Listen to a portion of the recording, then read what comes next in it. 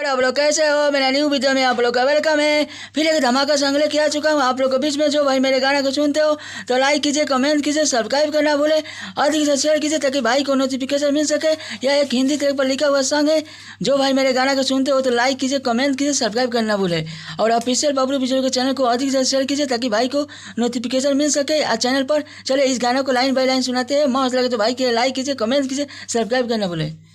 वादा क्रिया खाके जान बदल गईलू, देख के दर्दिया मरद में पिघल गईलू। यहाँ दो बार गाना है। वादा क्रिया खाके जान बदल गईलू, देख के दर्दिया मरद में पिघल गईलू। प्यारे में धोखा कईलू पल भर में, अजियते हमके मुआइलू पल भर में। वादा क्रिया खाके जान बदल गईलू, देख के दर्दिया मरद में पिघल गईलू। वादा क्रिया खाके जान बदल गईलू, देख के दर्दिया मरद में पिघल गईलू। यह हिंदी ट्रैक पर लिखा हुआ सॉन्ग है। आप लोग इस गाने को ट्रैक बनवा के गाइएगा। वादा क्रिया खाके जान बदल गईलू, देख के दर्दिया मरद में पिघल गईलू।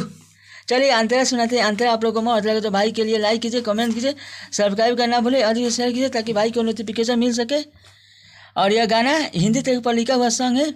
चलिए इस अंतरा सुनाते हैं। अंतरा मौत लगे तो भाई के लिए लाइक कीजिए, कमेंट कीजिए।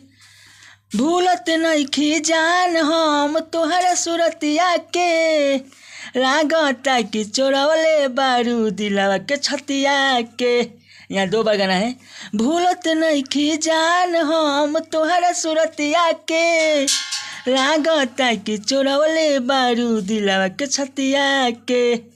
दोसरा लगे जाए के रहे तो प्यार काहे कैलू, देख के दर्दिया मरद में पिघल गईलू।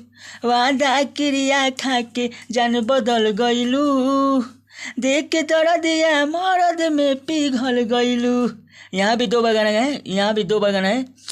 देख के दर्दिया वादा क्रिया खाके जान बदल गईलू, देख के दर्दिया मरद में पिघल गईलू। चलिए अंतरा तू सुनाते हैं आप लोग का। अंतरा तू मस्त लगे तो भाई के लाइक कीजिए, कमेंट कीजिए, सब्सक्राइब करना बोले, अधिक शेयर कीजिए ताकि भाई को नोटिफिकेशन मिल सके। यह एक हिंदी ट्रैक पर लिखा हुआ सॉन्ग है। इस गाने को पूरा सुनिएगा तब आप लोग को मस्त लगेगा।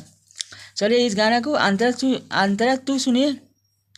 आप फिर से बबलू विजुअल के चैनल को शेयर कीजिए ताकि भाई को अधिक से शेयर कीजिए, सब्सक्राइब करना भूले, लाइक कमेंट कीजिए।